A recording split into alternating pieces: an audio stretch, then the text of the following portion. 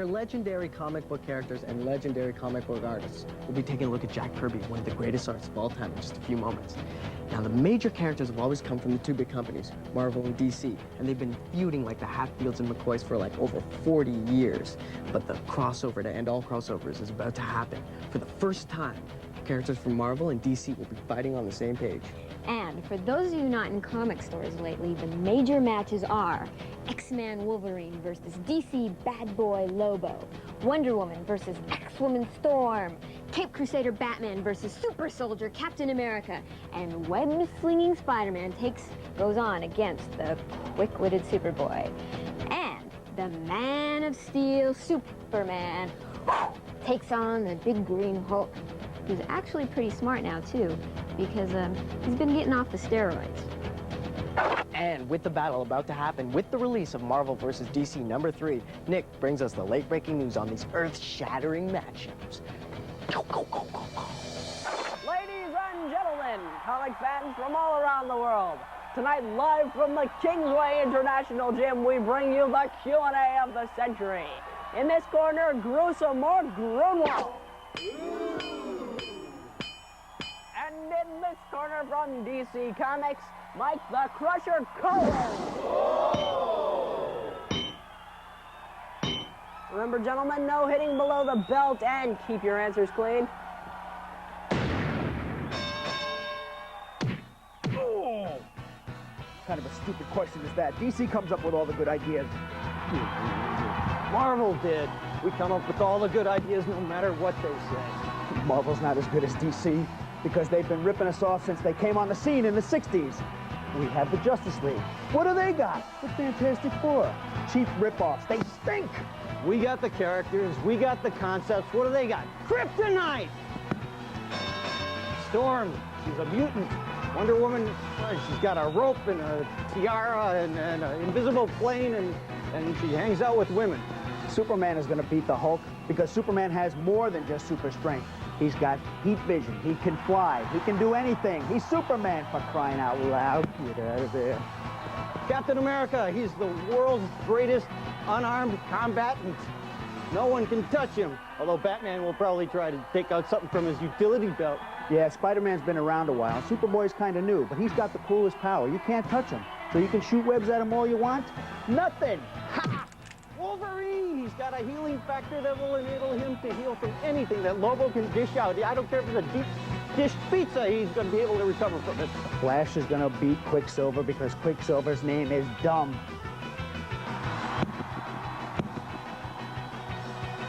Gentlemen, this is the final round. No holds barred. Captain America! Superman! Thor! Batman! Iron Man! Hulkman! Hulk! Wonder Woman! Storm! Green Lantern! Black Knight! Black Lightning! Wonder Man! Wonder Woman! I said her already!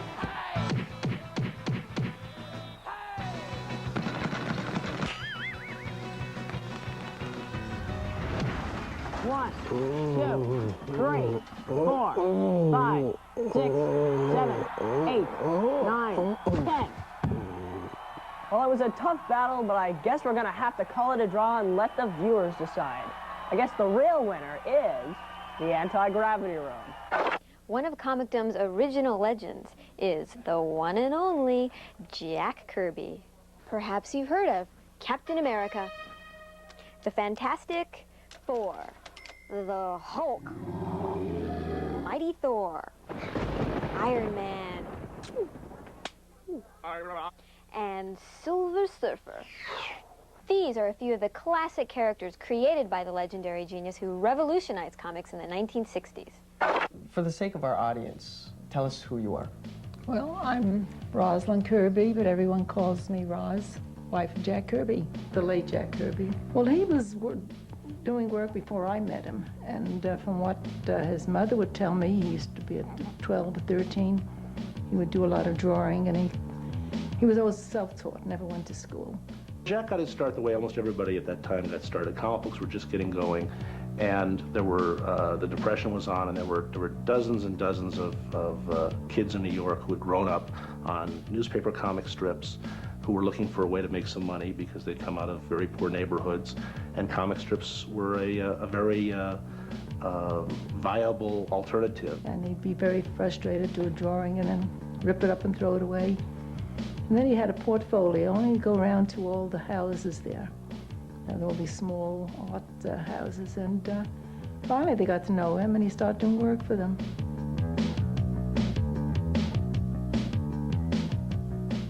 That was kind of his main character, Captain America. You know, he said, Captain America. The kid said, oh yeah, I know Captain America. Now, was that his favorite? Or was it It was his favorite because it got him really started in the field. And he always loved doing Captain America.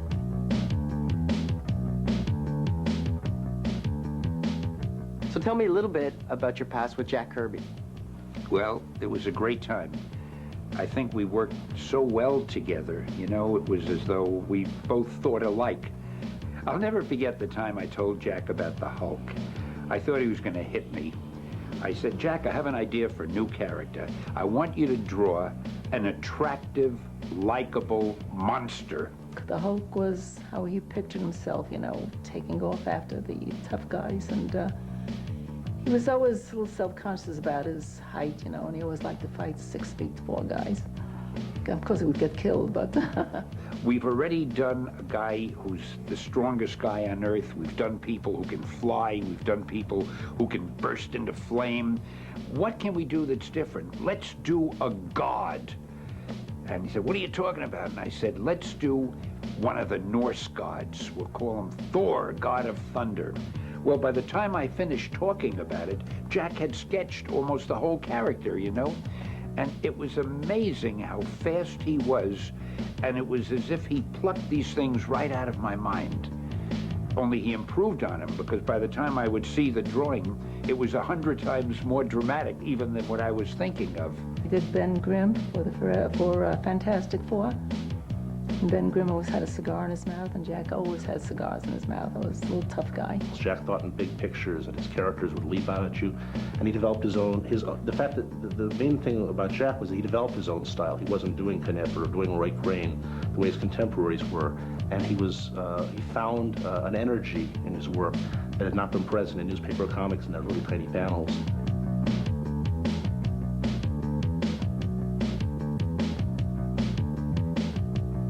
So why do you think Jack Kirby's art influenced so many people? Well, I always felt there was something very life-affirming about Jack's work. You know, they say of a great actor that his characters exist before and after he's on stage, that there's a subtext there that makes you believe they have lives apart from the small piece that you're seeing. And I felt that Jack's work always was like that. Writers are always dying to work on Kirby characters, because when Jack finished a story, there was so much left there to play with afterwards, because he introduced so many ideas into each story. I just loved working with Jack because I think we were a good team. Jack was kind of a force of nature. I don't think the world affected him so much as he affected the world. So I gotta know what the fans on the street feel about the Marvel DC battle. Oops. Well, Nick, I'm here at the Puzzle Zoo where the shopping's good and plentiful. Now let's see what the people on the street have to say about the crossover of the century. In a fight between the Incredible Hulk and Superman, the fight would obviously end up being a draw. If a fight between Batman or Spider-Man, Batman would probably win because he's just a lot stronger and more experienced with fighting. In the clash between Spider-Man and the Green Lantern, Spider-Man would probably win because of his spider sense and because he is just faster than anybody else. I think Batman versus Thor would be a good matchup, but I would have to think that Batman would win because Thor sort of has those outdated hammers and outdated weaponry when Batman has all those cool new gadgets. So Batman would take it. No food, no water. What comics would you like on a desert island? The Spirit by Will Eisner, Steve Canyon by Milton Caniff, Stan Lee and Steve Ditko's Spider-Man, and plenty of paper and ink so I can do a Wolf and Bird comic all the time and read it to myself. After this, a review fest, and we'll be breaking into the Batcave with Burt Ward.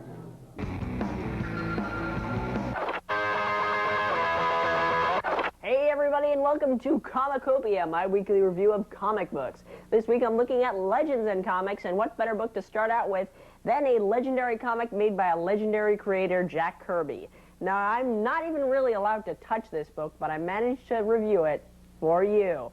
Yes, this book, The New Gods #1, was released in 1971 and was a milestone in comic history. It tells the tale of Orion, a new god, and his quest to find the evil villain Darkseid. To a new comic book reader, this book might seem a little derivative, but that is because this is the real thing, and it set the standard for so many comic books today. With all this in mind, I give it 5 out of 5 on the anti-gravity scale. Next, we have some old legends growing up to fight each other in DC versus Marvel Comics, and things are all shook up. Characters from one world are being zapped into another. Villains like the Joker are running into heroes like Spider-Man. Chaos is here. Did you bring your raincoat? This book has great art and a setup reminiscent of the Image and Valiant crossover, Deathmate. DC and Marvel are really beginning to interest me again, and I can't wait to see who wins. DC. Therefore, this book shall receive 4 out of 5 Gs on the anti-gravity scale. Now, I just want to show you, I got a preview of issue 2 of DC Marvel, and it's pretty cool. Pinky and the Brain make an appearance. I don't want to tell you the final ending, but I'll just say this. Wonder Woman gets the powers of Thor. No! Oh, never mind. See you next time. You can't talk about comic book legends without first mentioning Stan Lee, and this show is no exception. We sent Phil to see Stan at the Marvel Film Studios. Okay, I'm here talking to comic book legend. Stan Lee. How you doing, Stan? Okay, I'm going to change my name to Legend. Make it easy for everybody. You make it your middle name, Stan Legend Lee. I like that. You like that?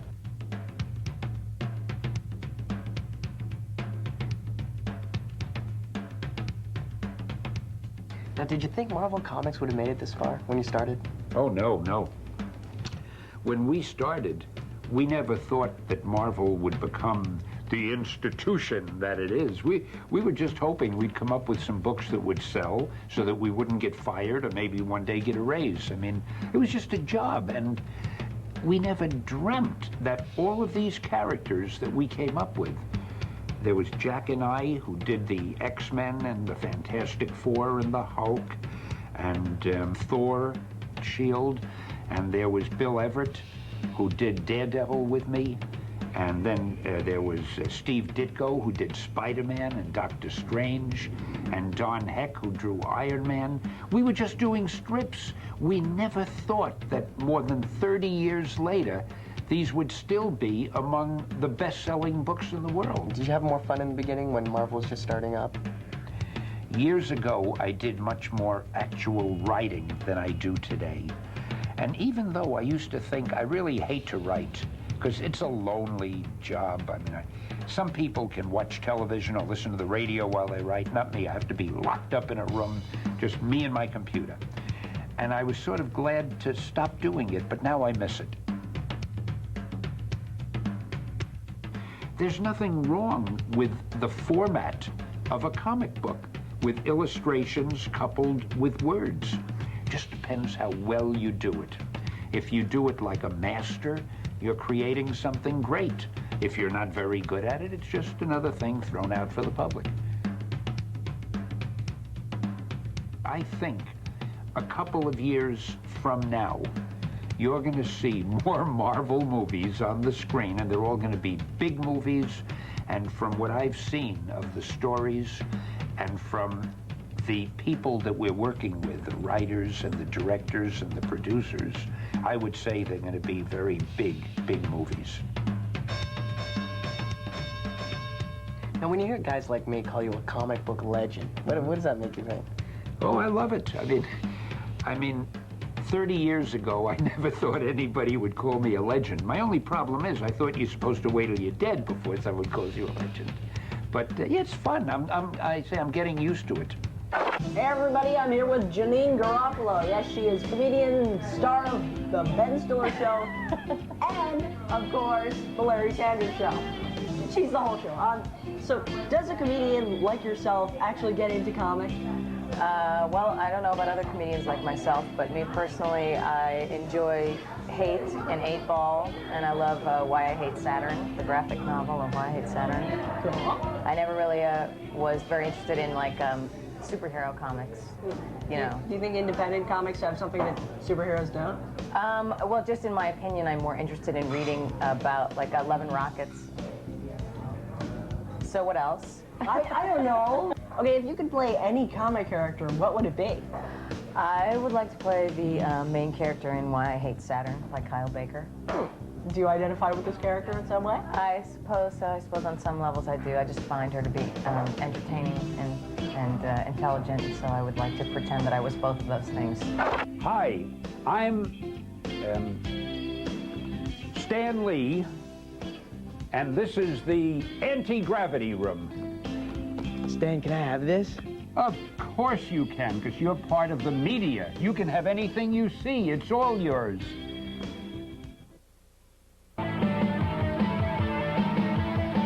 We're here with Burt Ward, and he played Robin on the Batman TV series.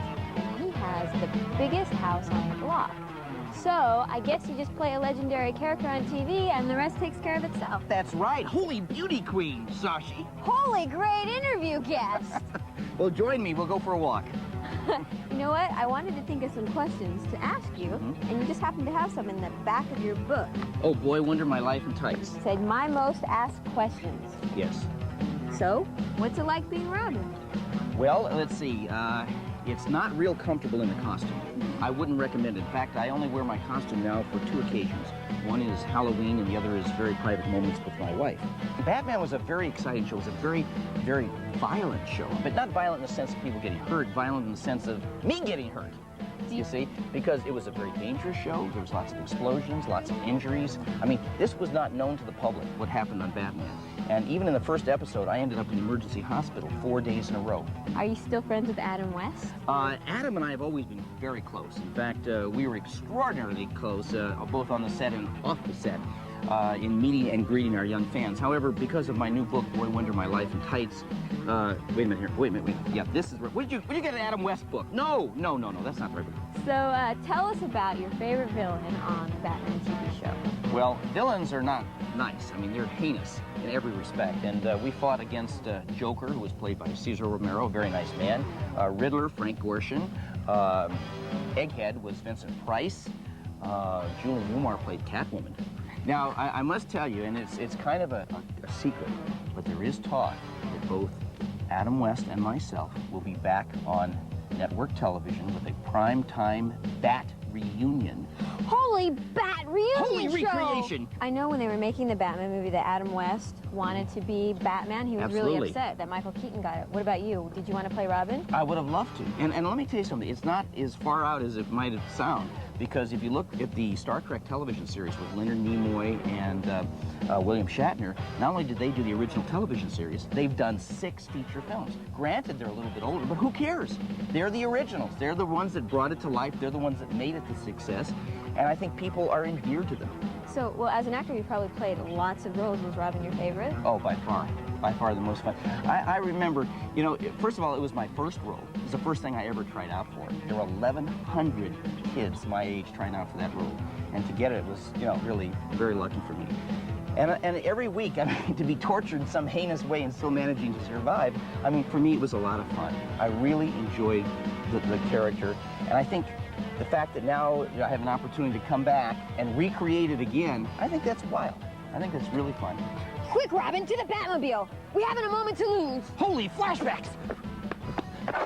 After this, we check out the mail, and we talk to the greatest legend of all, Howard the Duck. It's time again to dip into our anti-gravity mailbag. We've been asking you some questions the last couple of episodes, and here are some answers. We asked who you think the ultimate superhero is. Gadjo Rassic says it's Wolverine. Garrett Strang says it's Spawn. But most viewers who send us mail seem to think that Spider-Man is the greatest and would most like to see a Spider-Man movie. Well, we'll see. And one other thing, as many of you otaku mentioned, it's manga, not manga, manga. Say it with me, manga, Manga. Okay, this week's question is, if you were in charge of the show, what would happen? You know what I'd do? No, dude, All right, if you want to write us, you can write us at antigravity@ytv.ca or write to us at the Anti-Gravity Room, care of YTV Canada, 64 Jefferson Avenue, Unit 18, Toronto, Canada. M6K 3H3. So who do you think will be the next Kirby, Liefeld, or McFarlane? Go into a comic store, look for yourself, and let us know what you decide. Wait, we almost forgot about the creators of Vampirella.